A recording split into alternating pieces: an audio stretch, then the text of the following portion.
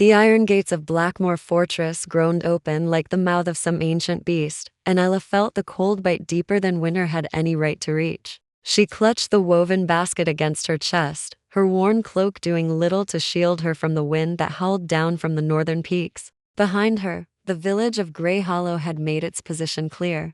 There was no place for an orphan girl with no surname and no family to vouch for her worth. The steward who had hired her, a thin man with hollow eyes, gestured impatiently toward the servants' entrance. "You'll work in the lower kitchens. You'll scrub. You'll haul. You'll speak only when spoken to. The king does not tolerate incompetence, and he certainly does not tolerate questions." Ella nodded, her throat too tight for words. She had heard the stories, of course. Everyone had. King Drevin of the Northern Lycan territories was a name whispered in fear across every human settlement within 100 miles. They said he was cursed. They said the moon drove him mad. They said servants who displeased him were found in pieces come morning, but desperation made cowards of the careful. And Ella had nowhere else to go. The fortress interior was a labyrinth of stone corridors lit by guttering torches. The air smelled of damp and something else, something wild and metallic that made her pulse quicken. Other servants moved through the halls like shadows, their eyes downcast, their footsteps silent. No one looked at her. No one spoke. She was shown to a narrow room in the servants' quarters, barely large enough for the straw pallet on the floor. The steward handed her a rough wool dress and a set of instructions written in angular script. "You begin before dawn. You finish when the work is done. Stay out of the king's wing. Stay out of the council chambers. Stay out of sight." That night, Ella lay awake on the pallet, listening to the sounds of the fortress settling around her. Somewhere deep within the stone walls, something growled, a sound so low and resonant it seemed to vibrate through the very foundation. She pressed her hands over her ears, but the sound burrowed into her chest, coiling around her ribs like a living thing. She did not sleep. The work began before the sun touched the horizon. Ella hauled water from the well, scrubbed pots blackened with grease, chopped vegetables until her hands blistered. The other servants moved around her like ghosts, offering neither friendship nor cruelty. They simply existed, and she learned quickly to do the same. It was on her third night that she first heard the chains. The sound echoed through the stone passages, metal scraping against metal, heavy and deliberate. Then came the snarling, guttural and inhuman, followed by a roar that made the torches flicker. Ella froze in the corridor, her arms full of linens, her heart hammering against her ribs. "Move." A guard appeared beside her, his hand rough on her shoulder as he steered her toward the servant's stair. "Get below, now." She stumbled down the narrow steps, the roaring still echoing in her ears. In the kitchen, the other servants huddled together, their faces pale. An older woman, the head cook, muttered prayers under her breath, her gnarled fingers clutching a worn pendant. "What is it?" Isla whispered. No one answered. No one needed to. The king was transforming. The next morning, the fortress was eerily silent. Isla carried fresh bread to the great hall, her steps careful and measured. The hall itself was vast, its vaulted ceiling disappearing into shadow. At the far end, seated on a throne of carved blackwood, was the king. She had not expected him to look so human. King Drevin was tall and broad-shouldered, his dark hair falling past his collar, his eyes the color of winter steel. He wore black leather and fur, and his hands rested on the arms of the throne with a stillness that suggested barely contained power. Scars marked his forearms, silver lines against tan skin, and his jaw was set in a hard line. He did not look at her as she set the tray on the long table. She moved quickly, keeping her eyes down, but she felt his presence like a weight pressing against her chest. The air around him seemed charged, electric, as though the beast he kept leashed was still there, just beneath the surface. "Leave." His voice was low, rough, edged with something that made her skin prickle. She curtsied clumsily and fled, her heart pounding, but as she reached the door, she felt it a pull, sharp and undeniable, like a thread tugging at her sternum. She glanced back without meaning to, and for one brief, impossible moment, their eyes met. His expression did not change, but something flickered in those cold gray eyes. Recognition, confusion, hunger. Isla ran. She did not understand what had happened. She did not want to understand. But that night, lying on her pallet in the dark, she felt the pull again, a tether she could not see, drawing her towards something she could not name. In the depths of the fortress, the king sat alone in his chamber, his hands clenched into fists, his breathing ragged. He had caught her scent in the hall, wildflowers and wood smoke, impossibly delicate against the stone and steel of his world. And when their eyes had met, he had felt it. The bond.it was impossible. She was human. She was nothing, a servant girl with no name, no lineage, no power. And yet the bond hummed between them like a living thing, ancient and undeniable. He rose and paced the chamber, his mind racing. The curse that bound him to the moon's cycle was already a torment he could barely control. Adding a mate bond to that chaos would be catastrophic. Especially a human mate. Especially her. But the bond did not care about logic. It did not care about curses or propriety, or the vast gulf between a king and a nameless orphan. It simply was. And Drevin knew, with a certainty that chilled him to the bone, that everything was about to change. Isla learned to move through the fortress like smoke, present but unnoticed, essential but invisible. She kept her head down, her hands busy, her thoughts carefully blank. But no matter how much she scrubbed or carried or chopped, she could not scrub away the memory of the king's eyes meeting hers. Could not scrub away the pull that had lodged itself beneath her breastbone like a splinter. It had been 3 days since that moment in the great hall, and she had not seen him again. She told herself she was grateful. She told herself the strange ache in her chest was nothing, exhaustion, perhaps, or the cold settling into her bones. She was lying. The head cook sent her to the upper storage rooms to retrieve flour and dried herbs. The corridors on the higher levels were quieter, less traveled by servants. Isla moved quickly, her footsteps echoing softly against stone. She found the storage room and pushed open the heavy door, stepping into the dim interior. The scent of dried lavender and sage filled her nose, familiar and soothing. She began gathering what she needed, her movements methodical, when she heard a low growl, barely audible, coming from somewhere nearby. Her hands stilled. The growl came again, closer this time, followed by the sound of something heavy shifting. Isla's pulse quickened. She set down the basket and moved toward the door, but before she could reach it, a figure filled the doorway. King Drevin. He looked different than he had in the great hall. His jaw was tight, his breathing uneven, and his eyes, those winter gray eyes, were darker now, tinged with amber.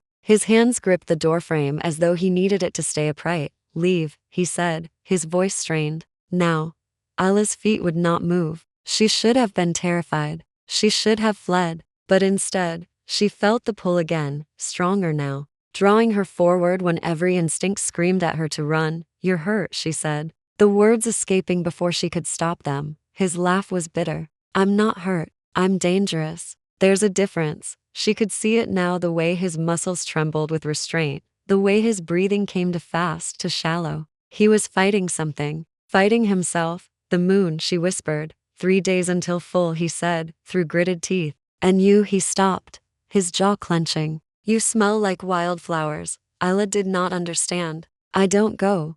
The word was nearly a snarl. "Before I do something we'll both regret." But she did not go. Against all reason, against every self-preserving instinct, she took a step closer. "What's happening to you?" His eyes snapped to hers, and the amber in them flared brighter. "You have no idea what you're asking." "Then tell me." For a long moment, he simply stared at her, and she saw the war raging behind his eyes, control versus instinct, duty versus desire, the man versus the beast. Finally he spoke, his voice low and raw. "The curse binds me to the moon. Every cycle, I lose myself. Every cycle, I become the monster they whisper about." He paused, his hands tightening on the doorframe until his knuckles went white. "And you're making it worse." "I haven't done anything," Isla protested. "Your presence is enough." He pushed away from the doorframe, taking a step back into the corridor. "Stay away from me. Stay out of the upper levels. If you value your life, you'll keep your distance." He turned and walked away, his gait stiff and controlled, leaving Isla alone in the storage room with her heart pounding and her mind spinning. She did not understand what he had meant, did not understand why her presence would affect a curse, or why he looked at her as though she were both salvation and damnation. But she felt the truth of it, in the pull that connected them, a bond she could not name, could not escape. That night, she dreamed of wolves and moonlight, of silver eyes and hands that trembled with restraint. She woke gasping, her skin damp with sweat, the pull in her chest so strong it was almost painful. In his chambers, Drevin did not sleep. He stood at the window, staring out at the waning moon, his hands clenched into fists. The bond was undeniable. Now, he had hoped foolishly that distance would weaken it, that ignoring it would make it fade, but it had only grown stronger. She was his mate. The wolf knew it with uncertainty that defied reason. And the curse that already threatened to consume him was responding to her presence in ways he could not predict. When she was near, the beast calmed. When she was near, the rage that usually simmered beneath his skin settled into something almost like peace. But that peace was dangerous, because it made him want, made him hope. And hope was a luxury a cursed king could not afford. The council would never accept a human mate. The rival packs would see it as weakness. And Isla herself, she was fragile, mortal, utterly unprepared for the brutal world of Lycan politics and power. He should send her away, should banish her from the fortress before the bond could deepen, before the full moon forced his hand. But even as the thought formed, he knew he would not, could not. The bond had claimed them both. The following day, Isla was summoned to the great hall. She went with trembling hands, certain she was about to be dismissed or worse. But when she entered, the king was not alone. 3 men stood before the throne, their postures rigid, with barely concealed hostility. They were Lycans, she could tell by the way they moved, by the predatory grace in their stances. One of them, a broad man with silver streaking his dark hair, turned to look at her as she entered. "This," he said, his voice dripping with contempt. "This is what holds your attention, my king?" Dreven's expression was carved from stone. "Counselor Varen, you overstep." "I speak truth," Varen countered. "The full moon approaches, and you waste time on servants. The alliance with the Eastern Pax requires your focus. They demand a blood oath, a demonstration of strength, not distractions." Isla felt the weight of their stares, felt the judgment and dismissal in their eyes. She was nothing to them, less than nothing. "She is no concern of yours," Dreven said, his voice dangerously quiet. "Everything that affects your rule is our concern." Another counselor stepped forward, younger than Varen, but no less hostile. "You cannot afford weakness." "Not now." The king rose from his throne, and the air in the hall seemed to thicken. "Are you questioning my strength, Counselor Theron?" Theron's jaw tightened, but he did not back down. "I'm questioning your judgment." The tension was suffocating. Isla wanted to flee, to disappear back into the safety of invisibility, but she could not move, could not look away from the king's face, from the cold fury that had settled over his features. "The girl stays," Dreven said. "And this discussion is over." Theron's eyes narrowed. "You're making a mistake." "Then it's mine to make." The counselors left, their displeasure palpable. When the hall was empty save for the two of them, Dreven's gaze finally found hers. "They're right," Isla said quietly. "I am a distraction. I should leave." No, the single word was absolute. "Why?" she asked, her voice barely a whisper. "Why does it matter if I stay or go?" He descended the steps from the throne, closing the distance between them with measured strides. When he stopped, he was close enough that she could feel the heat radiating from him, could see the amber flickering in his eyes. "Because," he said, his voice low and rough, "you're the only thing keeping the beast from tearing me apart." The full moon rose on the 3rd night. Ella felt it before she saw it, a restlessness that crawled beneath her skin, a pull so strong it made her chest ache. She tried to focus on her work, tried to lose herself in the familiar rhythm of scrubbing and hauling. But her hands trembled, and her thoughts kept drifting to the king. To Dreven. She had not seen him since the confrontation in the Great Hall. The servants whispered that he had locked himself in the northern tower, that the guards had been doubled, that chains had been brought up under cover of darkness. The head cook muttered prayers and burned sage, and even the steward looked pale and drawn. "Stay in your quarters tonight," he told the assembled servants, his voice sharp with tension. "No matter what you hear, you do not leave. You do not investigate. You do not speak of what happens beyond these walls. Is that understood?" Everyone nodded. Everyone agreed. But when night fell and the moon climbed high and silver in the sky, Isla found herself unable to stay still. The pull was unbearable now, a tether wrapped around her heart, dragging her forward. She told herself she was being foolish, told herself she was courting death. She went anyway. The fortress was silent as she moved through the corridors, her bare feet soundless on cold stone. She climbed the northern stair, her pulse racing, her breath coming fast. At the top, 2 guards stood before a heavy iron door. They looked at her with surprise and something close to pity. "You can't be here," one of them said. "I need to see him." "Girl." You don't understand." The roar that came from beyond the door cut off his words. It was monstrous, inhuman, filled with rage and pain. The guards flinched, but Isla did not. She felt the pulse sing through her bones, felt her body responding to something she could not name. "Let me through." "Absolutely not." Another roar, followed by the sound of chains rattling. Then, impossibly, his voice, Dreven's voice, raw and desperate. "Let her in." The guards exchanged uncertain glances. "My king, she's human. I know what she is." A pause, heavy with strain. "Let her in, now." The guards stepped aside, and one of them unlocked the door with shaking hands. It swung open, revealing a circular chamber lit by moonlight streaming through an open window. In the center, surrounded by heavy chains anchored to the stone floor, was Dreven, except it was not entirely Dreven anymore. His form was caught between man and beast, muscles distended, bones shifting beneath skin, his hands tipped with claws that had torn gouges in the stone floor. His eyes were pure amber now, glowing in the darkness, and his teeth had lengthened into fangs. The chains wrapped around his wrists and ankles were the only things keeping him from breaking free. He looked at her, and she saw the torment in those inhuman eyes. "You shouldn't be here," he rasped, his voice barely recognizable. Isla stepped into the chamber. The guards closed the door behind her, sealing her inside with the beast. "They said you were dangerous," she said softly. "I am." His body convulsed, and the chains pulled taut. "I could kill you. I could tear you apart before I even realized what I'd done. But you won't. You don't know that." She took another step forward. The pull was overwhelming now, drowning out fear, drowning out reason. "I know you haven't hurt me yet. I know that when I'm near you, you're calmer." He laughed, a bitter, broken sound. "Calmer? Look at me."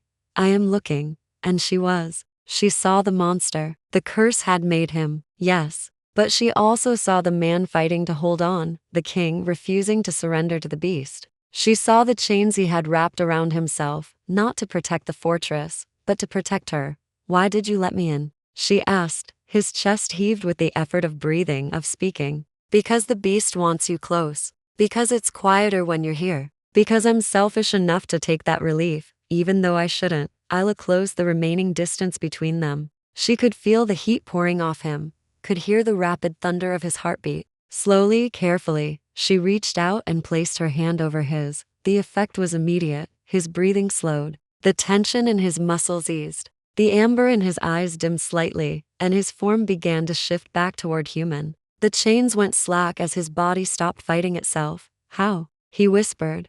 "I don't know." They stayed like that, her hand on his, the moonlight washing over them both. Isla did not understand what was happening. Did not understand why her touch could calm a curse older than memory. Why the bond between them felt as essential as breathing, but she understood. In that moment, that leaving was no longer an option. "What are you?" Dreven asked, his voice raw. "Nothing," she said. "Just a girl with no name." No, his free hand still clawed, still dangerous, rose to cup her face with shocking gentleness. "You're more than that. You have to be." Isla felt tears prick her eyes. All her life, she had been invisible. All her life, she had been told she was worthless, expendable, easily replaced. And now a cursed king looked at her as though she were the answer to a question he had been asking his entire life. "I don't know what I am," she whispered. "But I know I can't leave you like this. You should." But even as he said it, his thumb brushed across her cheekbone, a touch so careful it made her chest ache. "You should run from me. Run from this place. Run from whatever this bond is trying to make you into." "I won't." "Why?" She did not have an answer. Not one that made sense. So instead, she said, "Tell me about the curse." He closed his eyes, his jaw tight. For a moment, she thought he would refuse. Then he spoke, his voice barely above a whisper. "My father made a bargain with a witch to secure his power. He promised her the firstborn of his line in exchange for unbreakable strength, for a form that could not be defeated in battle. But when I was born, he refused to honor the deal. So she cursed me instead." He opened his eyes, meeting her gaze. "Every full moon I transform. Every full moon I lose myself to the beast. And the only way to break the curse is for the witch's bloodline to willingly give themselves to mine. A sacrifice made in love, not duty." Isla's breath caught. "But the witch is dead. Her line isn't, or so the stories say. But finding them." He shook his head. "It's impossible. So you've been alone with this for how long?" 10 years.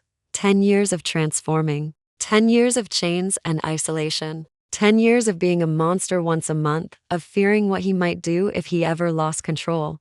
You're not alone anymore, Isla said. His expression was anguished. You don't know what you're offering. Then tell me, if the bond completes, if we acknowledge it, if we claim each other, you'll be bound to this curse same as me. My pain will be yours. My transformation will affect you. You'll feel every moment of it, but you'll feel less, she said, understanding dawning. If we're bound, you won't suffer alone. I can't ask that of you. You're not asking. I'm offering. Isla, her name on his lips was a plea and a warning. Tell me you don't feel it, she challenged. Tell me you don't feel this pull between us. Tell me I'm imagining it, and I'll leave. I'll walk out of this fortress and never come back. He was silent for a long moment. Then roughly, desperately, he pulled her closer, his forehead resting against hers. I feel it. God help me.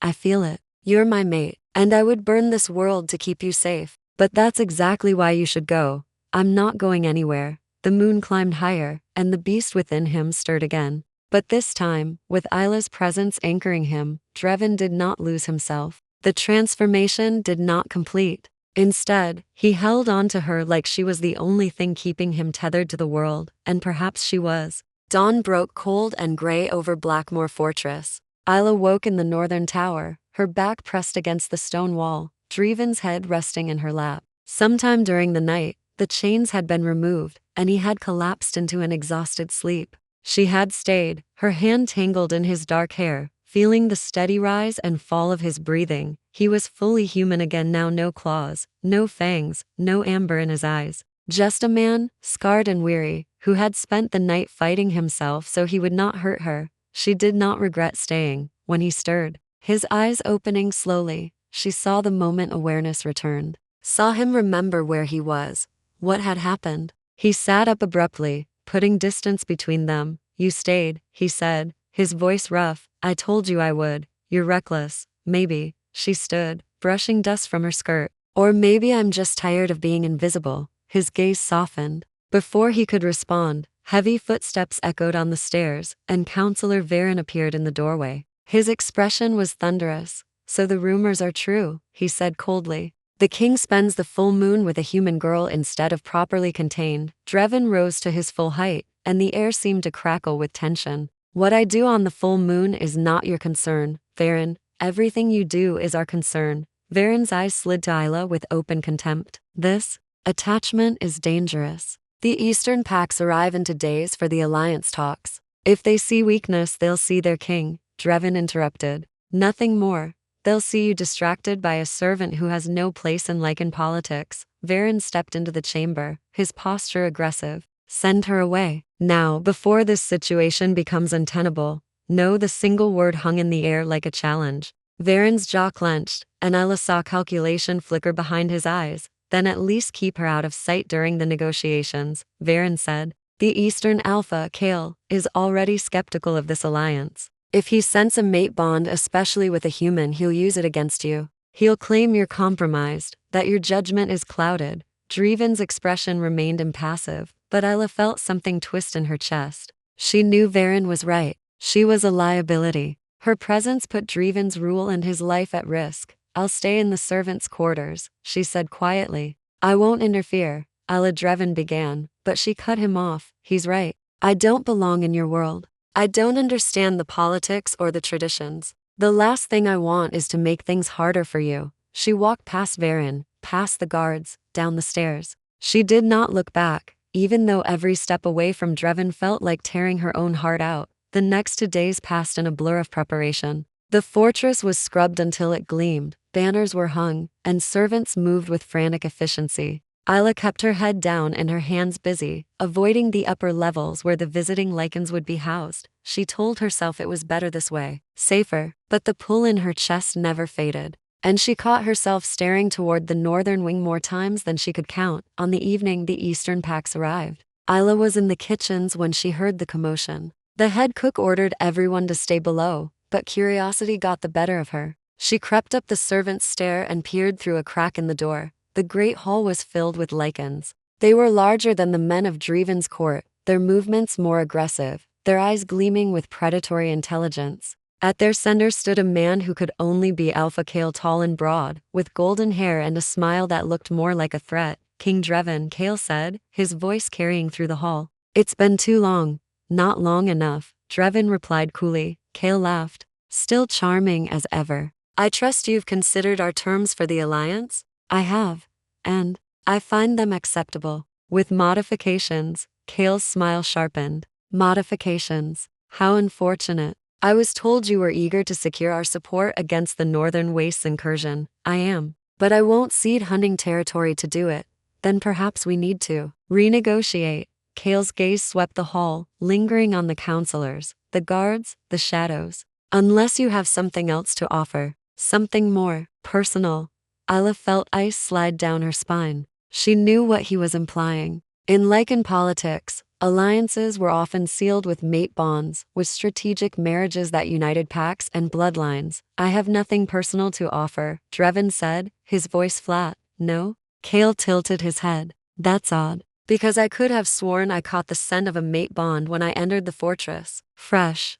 Unclaimed. Human. The hall went silent. Dreven's expression did not change. But Isla saw his hands clench into fists. You're mistaken.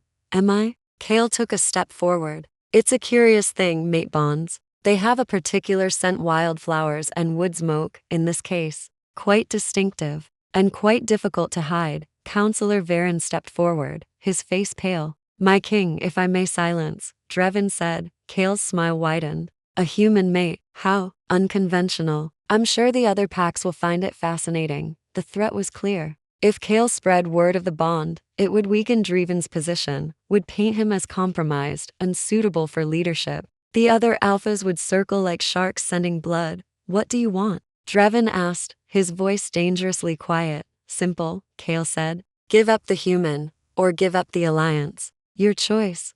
Isla's heart stopped. She waited for Drevin to agree, to sacrifice her for the good of his kingdom. It was the logical choice, the smart choice. She was nothing, and the alliance was everything. But Dreven's voice, when it came, was cold as winter. Neither. Kale's smile faded. Excuse me? I said neither. The alliance proceeds on my terms and the girl stays. You're making a mistake, Kale said. Then it's mine to make. The tension in the hall was suffocating. Kale's lichens shifted restlessly, their eyes gleaming with anticipation. This was a challenge, and everyone knew it. Very well, Kale said softly. Then I invoke the old law. Trial by combat. Your strength against mine. Winner takes the alliance and the girl. Gasps rippled through the hall. Trial by combat was ancient, brutal, and binding. If Drevin lost, he would lose everything: his throne, his pack, and Isla. Done, Drevin said. My king Varen began, but Drevin cut him off with a look. Tomorrow at dawn, Kale said. In the old arena. I look forward to it. He left, his pack following, their laughter echoing through the halls. When they were gone, chaos erupted. The counselors swarmed Drevin, arguing, pleading, demanding he reconsider. But he ignored them all. Instead, his gaze found the crack in the door where Isla was hiding. Their eyes met across the hall, and she saw the determination in his face. Saw the promise written there, clear as words. He would not give her up. He would fight for her. He would die for her if it came to that. And Isla realized, with a certainty that shook her to her core, that she would do the same for him. Isla did not sleep that night. She paced the small servants' quarters, her mind racing with images of blood and violence, of Drevin falling beneath Kale's claws. Trial by combat between alphas was a fight to submission or death. There was no middle ground. No mercy. And it was her fault. If she had never come to Blackmoor Fortress. If she had stayed invisible and unremarkable. Drevin would not be risking his life tomorrow. The alliance would be secure, his rule unquestioned. But instead, he was preparing to fight an alpha known for his brutality. All because of a bond neither of them had asked for. She had to fix this. The fortress was quiet as she made her way through the corridors, keeping to the shadows. She did not head toward the servants' quarters or the kitchens. Instead, she climbed the eastern stair to where the visiting Lycans had been housed. Finding Kale's chamber was easier than she expected. 2 guards stood outside, their postures relaxed. They looked at her with surprise when she approached. I need to speak with Alpha Kale, she said, trying to keep her voice steady. One guard smirked. The Alpha doesn't entertain servants. Tell him the human mate bond is here. Tell him I want to negotiate." The guards exchanged glances. One of them disappeared into the chamber, returning moments later with a nod. "He'll see you." Isla's hands trembled as she entered. The chamber was larger than any space she had ever occupied, furnished with heavy wooden furniture and furs. Kale stood by the window, looking out at the moonlit courtyard. He did not turn when she entered. "The little human," he said, amusement coloring his voice. "I wondered if you'd come. I want to make a deal." Now he turned, his golden eyes gleaming. "Do you? Let Drevin keep the alliance. Don't fight him tomorrow, and in exchange?" Isla swallowed hard. "In exchange, I'll leave. I'll go far enough that the bond won't matter, that it won't compromise his rule." Kale laughed, the sound cold. "You think it's that simple? That you can just walk away and the bond will fade? It has to. It doesn't." He crossed the room, stopping close enough that she could feel his presence like a physical weight. "Mate bonds don't work that way. Once formed, they're permanent. Distance might dull the pull, but it will never disappear. You'll spend your life aching for him, and he'll spend his half mad with the need to find you." Alice's chest tightened. "Then what do you want?" "There must be something." "There is." Kale's smile was predatory. "I want you to watch tomorrow. I want you to see what happens when a king chooses sentiment over strength. And when he falls, when his blood stains the arena floor, I want you to remember that you could have prevented it. You're a monster." "No, little human. I'm an alpha. And alphas don't coddle weakness." He gestured toward the door. "Run along now. Your mate will need you to tend his wounds tomorrow, assuming he survives long enough to have any." Isla fled, her heart pounding, tears burning her eyes. She had accomplished nothing except confirming what she already knew. Kale was ruthless, and Drevin was walking into a fight he might not win. She found herself at the northern tower without consciously deciding to go there. The guards let her pass without question. Word had spread that the king's human was not to be denied. She climbed the stairs and entered the chamber where Drevin sat alone, sharpening a blade. He looked up when she entered, and his expression softened. "You shouldn't be here. Where else would I be?" He set the blade aside and rose, crossing to her. In the lamplight, she could see the scars that marked his body, the evidence of a lifetime of violence and survival. He was beautiful and terrifying in equal measure. "I went to see Kale," she admitted, his jaw tightened. "Isla, I tried to make a deal. I offered to leave if he would let the alliance proceed without the fight." "You did what?" His voice was dangerously quiet. "I can't let you die for me. I'm not worth." "Don't." He gripped her shoulders, his fingers digging in just enough to make his point. "Don't you dare say you're not worth it. Don't you dare diminish yourself like that. I'm a servant. I'm nobody. You're mine." The words were fierce, absolute. "You're my mate, and I will fight anyone who tries to take you from me. Kale, the council, the gods themselves, I don't care. You are not nothing. You are everything." Ella felt tears spill down her cheeks. "I don't understand why." "Neither do I." His hands moved to cup her face, his touch gentle despite the strength in them. "The bond chose us. Fate or chance or whatever force governs this world looked at a cursed king and an invisible girl and decided we belong together. And maybe it makes no sense. Maybe it's doomed from the start. But I'm done fighting it. What if you lose tomorrow?" "I won't. But if you do, then I die knowing I fought for something that mattered. For someone who mattered." He rested his forehead against hers. "I've spent 10 years living under a curse, believing I was meant to suffer alone. And then you walked into my fortress and made me feel human again. Made me believe I could be more than the monster the witch created. If I have to fight for that for you, then I'll do it gladly." "I'm scared," she whispered. "So am I." They stayed like that, holding each other as the night deepened around them. Ala felt the bond hum between them, felt the rightness of being close to him despite all the reasons they should be apart. "Will you stay tonight?" Drevin asked quietly. "Yes." He led her to the bed, a massive thing of furs and heavy blankets, and they lay together, fully clothed, his arms wrapped around her. It was not about desire or passion. It was about comfort and presence, about two people who had been alone for too long finding solace in each other. "Whatever happens tomorrow," Drevin said into the darkness, "know that I don't regret this." "I don't regret you." Isla buried her face against his chest. "I don't regret you either." Dawn came too quickly. Drevin rose before the sun, his movements quiet as he prepared for battle. Isla watched him dress in leather and steel, watched him become the warrior king his people needed him to be. "You don't have to watch," he said. "I know. But I will anyway." He smiled, sad and fierce all at once. Then he pulled her close and kissed her forehead, the first real touch of affection he had allowed himself. Stay behind the barriers. No matter what happens, stay safe. You stay safe. I'll try. And then he was gone, descending the stairs to face an alpha who wanted to destroy him. Isla followed at a distance, her heart in her throat, knowing that the next few hours would change everything. The old arena was a relic from a more brutal time, a circular pit surrounded by stone walls, open to the sky. Lycans from both packs crowded the barriers, their eyes gleaming with anticipation. This was blood sport, ancient and primal, and they were eager to see it play out. Isla found a spot near the front, her hands gripping the stone until her knuckles went white.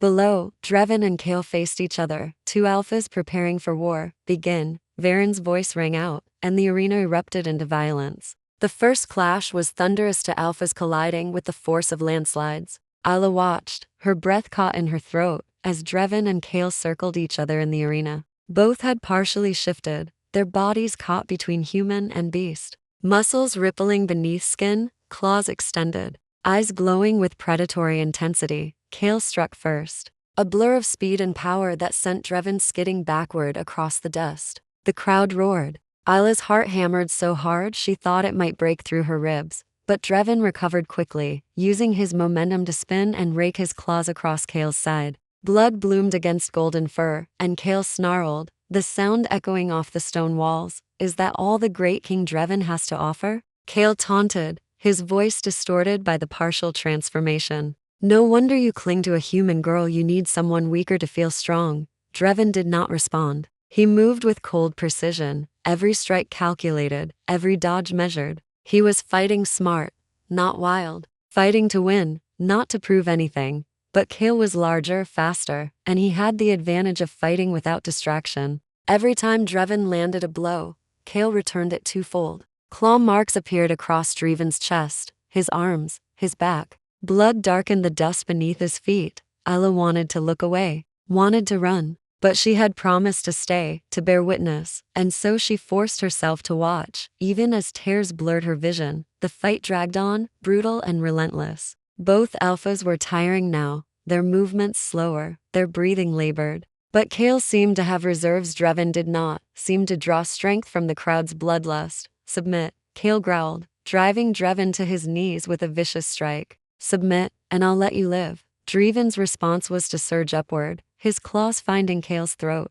Not deep enough to kill, but enough to draw blood, enough to make a point. The crowd's roar reached a fever pitch. Isla could not breathe, could not think. The bond between her and Drevin was screaming, pulling her forward, demanding she do something, anything, to help him, but she was human. She was powerless. She could only watch as the male she loved fought for his life. Kale recovered and slammed Drevin into the arena wall. Stone cracked. Drevin crumpled, his body struggling to rise. Blood poured from a wound on his head, matting his dark hair. Stay down, Kale commanded. It's over.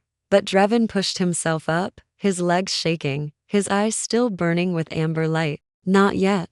Something shifted in the arena. Then, Isla felt it, a change in the air, in the energy thrumming through the bond. Dreven's gaze found hers across the distance, and in that moment, she understood. He was not fighting for the alliance. He was not fighting for his throne. He was fighting for her, and that realization gave him strength. Drevin moved faster than Isla thought possible. He caught Kale off guard, his claws finding vulnerable spots under the ribs, behind the knee, across the eyes. Kale roared in pain and fury, swiping blindly. But Drevin was already moving, already adapting. This was the king his people whispered about. This was the warrior who had united the northern territories, who had survived a curse that should have destroyed him. This was an alpha who would not fall. The tide of battle turned. Kale, bleeding and disoriented, stumbled. Drevin pressed his advantage, driving the other alpha backward, giving him no room to recover. The crowd's roar became uncertain, confused. Finally, with a move so fast, Isla almost missed it. Drevin had Kale pinned to the ground, his claws at the other alpha's throat, his teeth bared in a snarl. Submit, Drevin commanded. Kale struggled, pride warring with survival instinct. The arena went silent, everyone holding their breath. Submit, Drevin repeated, pressing his claws deeper until blood welled. Kale's body went still. I submit. The words were barely audible, choked with rage and humiliation. But they were binding. Drevin held him there for another moment, making sure the submission was complete, making sure everyone witnessed it. Then he released Kale and stepped back, his chest heaving, blood dripping from dozens of wounds. The crowd erupted, some cheering, some protesting, all of them shocked that the fight had ended this way. Isla did not wait for permission. She vaulted over the barrier and ran into the arena, her feet slipping in the blood-soaked dust. Drevin turned as she reached him, and the ferocity in his eyes softened. He caught her before she could crash into him, his arms wrapping around her despite the pain it must have caused. "You won," she breathed, her hands on his face, checking for injuries even though she knew there were too many to count. "I had to." His voice was rough, exhausted. "I couldn't lose you." Around them, Lycans descended into the arena, healers, guards, counselors. Varen approached, his expression unreadable. "The challenge is complete," Varen announced, loudly enough for all to hear. "King Drevin has proven his strength. The alliance proceeds on his terms." Kale, being helped to his feet by his pack, spat blood into the dust, his golden eyes fixed on Drevin with pure hatred. "This isn't over." "Yes," Drevin said coldly, "it is." Kale and his pack left the arena, defeated and humiliated. The northern Lycans remained, their shock giving way to grudging respect. Their king had fought and won. Their king had proven he could not be challenged, not even by an alpha as feared as Kale. But Isla saw the cost written in every wound, every labored breath.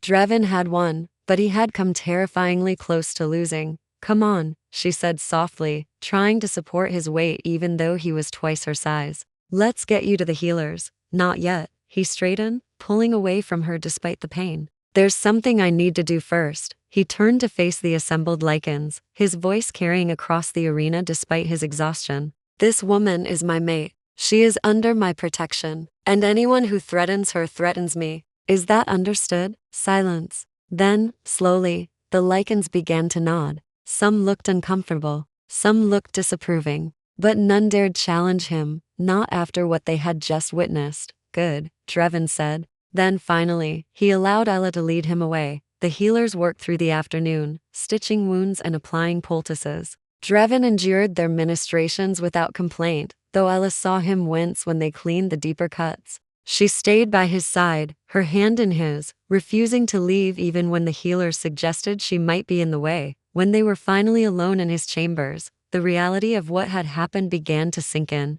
Drevin had nearly died, had fought an alpha in trial by combat and emerged victorious, but only barely. "Don't ever do that again," Isla said, her voice breaking. He smiled, weary and achingly gentle. "If someone challenges for you again, I'll have to. Then I'll make sure no one challenges for me. Good luck with that. You're mine now. Everyone knows it. And there will always be someone who sees that as weakness, who thinks they can exploit it. Then we'll deal with them together." He pulled her close, careful of his injuries. "Together," he agreed, but even as they held each other, Isla knew the fight was far from over. Kale had been defeated, but not destroyed. The council still disapproved. And the curse that bound Drevin to the moon remained unbroken. They had won the battle, but the war for their future had only just begun. 3 days after the trial by combat, Blackmoor Fortress settled into an uneasy peace. The alliance with the Eastern Pax was signed on Dreven's terms, just as he had demanded. Kale and his Lycans departed at dawn, their pride wounded, but their submission binding. The northern court breathed easier, though Ellen noticed the way the counselors still watched her, their eyes calculating and cold. She was no longer invisible. She was the king's mate, acknowledged before the entire pack, and that made her dangerous. Drevin was healing faster than any human could, Lycan regeneration knitting muscle and skin within days. But the wounds ran deeper than flesh. Isla saw it in the way he held himself, in the tension that never quite left his shoulders. He had won, but the cost of winning had been etched into him. She found him in his study late one evening, surrounded by maps and correspondence. He looked up when she entered, and something in his expression softened. "You should be resting," he said. "So should you." She crossed the room and perched on the edge of his desk. "What are you working on?" "Damage control." He gestured to the letters scattered across the polished wood. "Word of the trial has spread. Other packs are curious about my human mate. Some are supportive. Most are skeptical. A few are openly hostile." Isla's stomach tightened. "Because I'm human. Because you're not what they expected." Because mate bonds with humans are rare enough to be considered mythical. Because some of them see it as a sign that the curse has weakened me. He set down the letter he was holding and looked at her directly. I won't lie to you, Isla. This isn't going to be easy. There will be challenges, political and physical. There will be Lycans who try to use you against me, then send me away. No, the word was immediate and absolute. We've had this conversation. But if keeping me here puts you in danger, I'm always in danger. I'm a Lycan King with a curse and enemies on every border. You didn't create that situation, you just gave me a reason to fight harder. He stood and crossed to her, his hands settling on her hips. I need you to understand something. I don't regret claiming you. I don't regret fighting for you. And I won't regret whatever comes next. Isla leaned into him, breathing in his scent, pine and steel and something wild. I'm still just a girl with no name. You're Isla, my Isla, and that's more than enough. A knock at the door interrupted them. Drevin called permission to enter, and Varen stepped inside, his expression grim. My king, we have a problem. Dreven's posture shifted, becoming the warrior king once more. What kind of problem? A delegation from the northern wastes has arrived. They claim to bring a message from the witch line.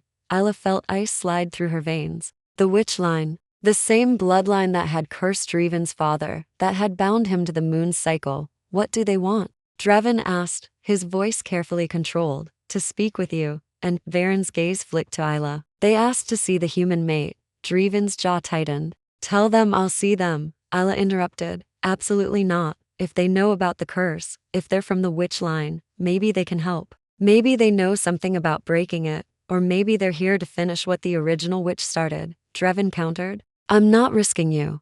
You risk yourself every full moon. Let me risk myself this once. They stared at each other, wills clashing. Finally, Varen cleared his throat. With respect, my king, if the witch line has come with genuine information about the curse, we can't afford to ignore it. We can take precautions, ensure the girl's safety. But, he trailed off, the implication clear. Drevin closed his eyes briefly, then nodded. Fine, but I'll be there. And if they so much as look at her wrong, the meeting ends. The delegation was received in the Great Hall an hour later. There were 3 of them, 2 men and a woman, all dressed in dark robes that seemed to absorb the torchlight. The woman stepped forward, her eyes ancient despite her young face. King Drevin, she said, her voice like silk over stone. We bring greetings from the northern wastes. I am Morgana, heir to the bloodline of Alara the witch. Isla felt Drevin tense beside her. Alara, the witch who had cursed his father. Why are you here? Drevin asked bluntly. To offer a trade. Morgana's gaze shifted to Isla, and something flickered in her expression, surprise perhaps, or recognition. The curse that binds you can be broken, but it requires a willing sacrifice from one who carries our blood. I'm aware of the conditions, Drevin said coldly. Your ancestor made them very clear. Then you know that the sacrifice must be freely given, born of love rather than obligation. And you know that finding one of our bloodline who would willingly give themselves to break your curses, she smiled, difficult. So why are you here? Because I believe we've found one. Morgana's eyes fixed on Isla with unsettling intensity. Tell me, human girl, do you know who your mother was? Isla's heart lurched. I'm an orphan. I never knew my parents. Interesting. Because you carry the mark. What mark? Morgana moved closer, ignoring Dreven's warning growl. She reached out and pushed back Isla's sleeve, revealing the inside of her wrist. There, so faint Isla had never noticed it, was a birthmark, a crescent moon surrounded by stars. The mark of Alar's bloodline, Morgana said softly, passed down through generations. You are witch-born, child, and you are the key to breaking King Dreven's curse. The hall erupted into chaos. Counselors shouted over each other, guards moved forward, and Drevin pulled Isla behind him protectively. But Isla barely heard any of it. Her mind was reeling. Witch-born. She was witch-born. You're lying, Drevin said, his voice dangerous. Am I? Morgana gestured to Isla. Ask yourself why the bond formed so easily. Ask yourself why your beast calms in her presence. Ask yourself why a human girl could walk into your transformation chamber and emerge unharmed. The answer is simple. She carries our magic in her blood, diluted, but present.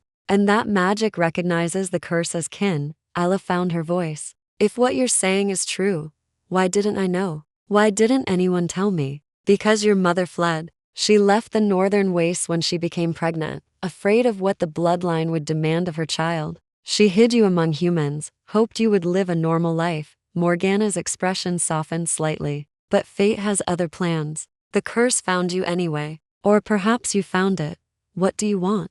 Isla asked, her voice trembling. A trade, as I said. Break the curse willingly, give yourself to it, as the original bargain demands. In exchange, your bloodline will be freed from the debt your ancestor created. No more curses. No more vengeance. Peace between our line and King Dreven's, and if she refuses? Dreven asked. Morgana shrugged. Then the curse continues. You transform every full moon until it finally drives you mad or kills you. And when you die, the curse passes to your heir, if you ever have one. It will go on, generation after generation, until someone finally fulfills the bargain. Isla felt the weight of those words settle over her. She could end this. She could free Dreven from the curse that had tormented him for 10 years. All she had to do was give herself willingly. What does it mean? She asked quietly. To give myself to the curse? Your life for his freedom, Morgana said simply. A blood sacrifice made willingly, under the full moon. It will break the curse permanently. No, Dreven's voice cut through the hall like a blade. Absolutely not. There has to be another way. There isn't. The original witch was very specific in her terms. Then the curse stays. He turned to Isla, his hands framing her face. Do you hear me? I will not trade your life for my freedom. I will live with the curse until it kills me before I let you sacrifice yourself. But no, this conversation is over. He looked at Morgana with cold fury. Leave my fortress. And don't come back. Morgana inclined her head. As you wish, my king. But the offer stands. When you change your mind and you will send word. We'll be waiting. She and her companions left, their dark robes swirling like smoke. The great hall slowly emptied, counselors and guards dispersing with uncertain glances. Finally, only Dreven and Isla remained. I could do it, Isla said softly. I could end this. No, but if I'm witchborn, if my blood can break the curse, I don't care. He pulled her close, his grip almost painful. I don't care if you're witchborn or goddess descended, or made of starlight. You're mine, and I'm not losing you.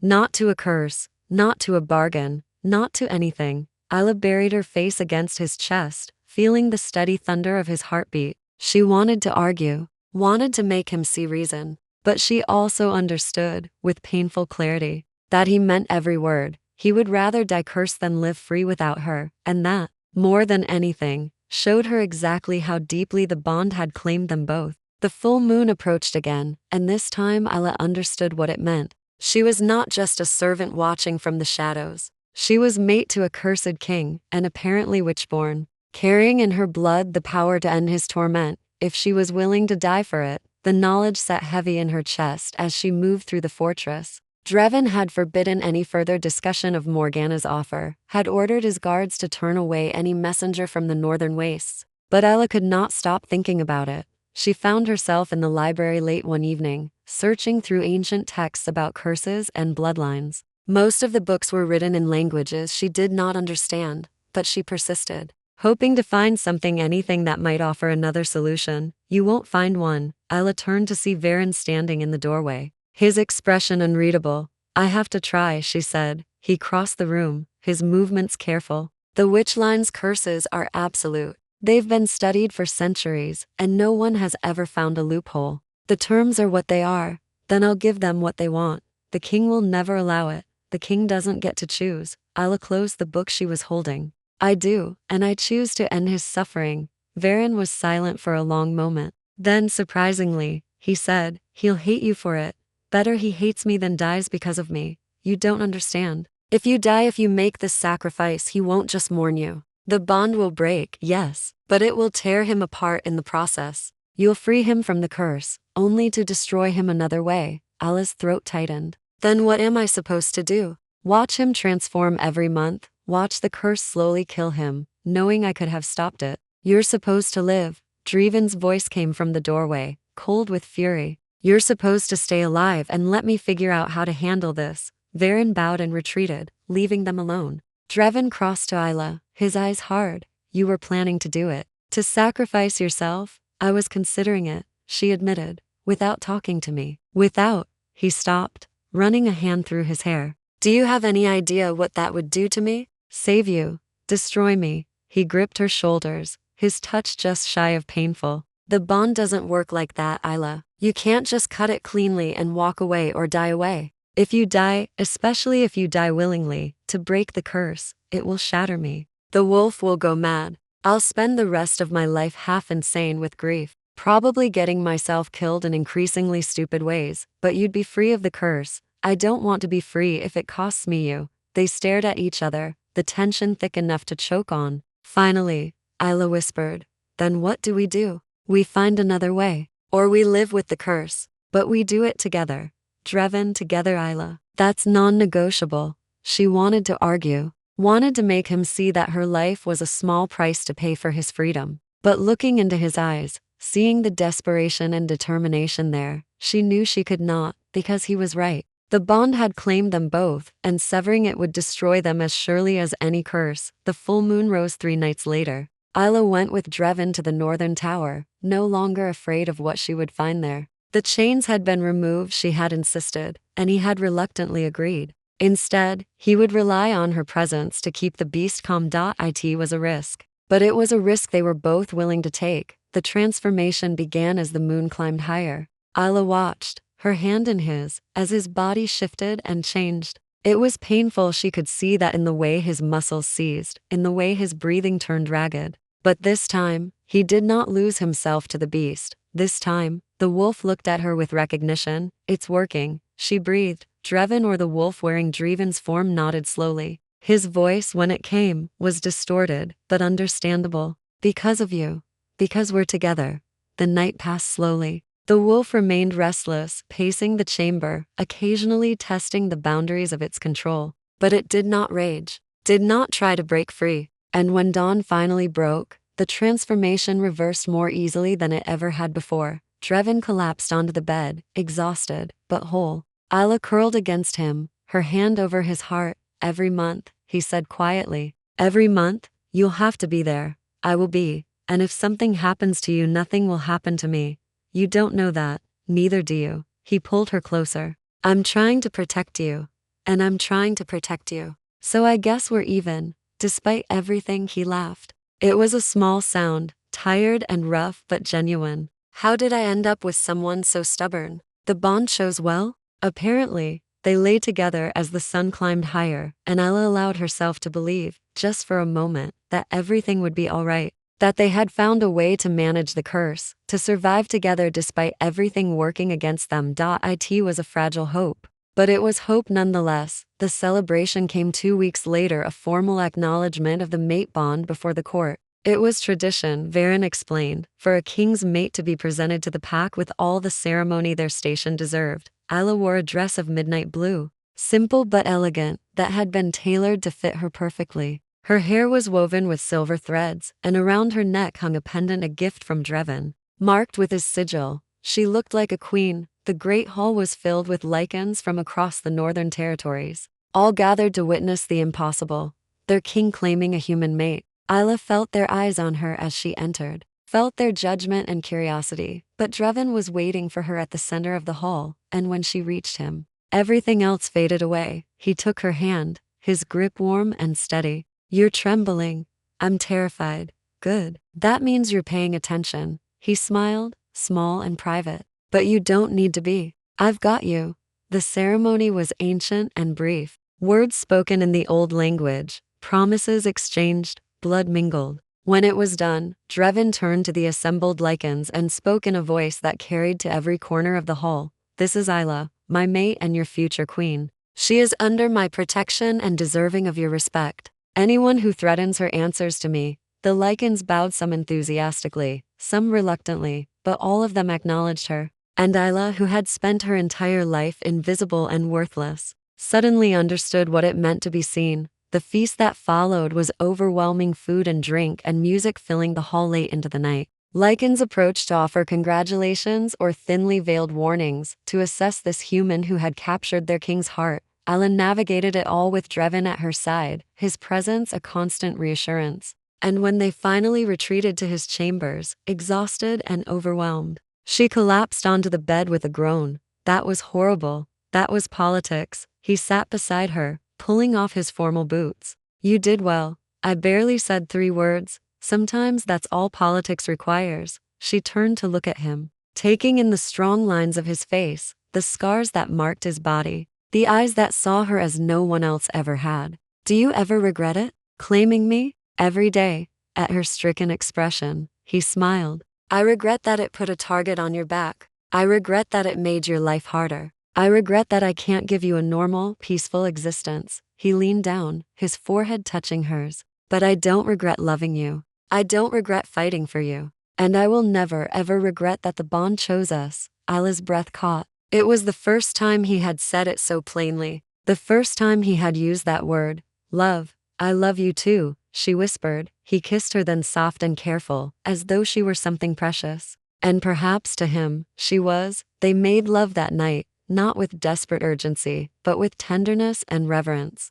It was a claiming and a surrender, a promise written in skin and breath and shared pleasure. And when it was over, when they lay tangled together in the darkness, Isla finally understood what the bond had been trying to tell them all along. They were stronger together. They were meant for this, and whatever came next, curses or challenges or threats from enemies known and unknown, they would face it as they were meant to, side by side. Epilogue. The king's strength spring came to Blackmore Fortress, bringing with it the thaw and new beginnings. Isla had been Dreven's acknowledged mate for 3 months now, and slowly, carefully, she had found her place in his world. The counselors still watched her with wariness, but they no longer dismissed her. The servants treated her with respect, and the guards nodded when she passed. She was becoming more than just the king's mate, she was becoming part of the fortress itself. The curse remained, of course. Every full moon Dreven transformed, and every full moon Isla was there to anchor him. It was not a cure, but it was management.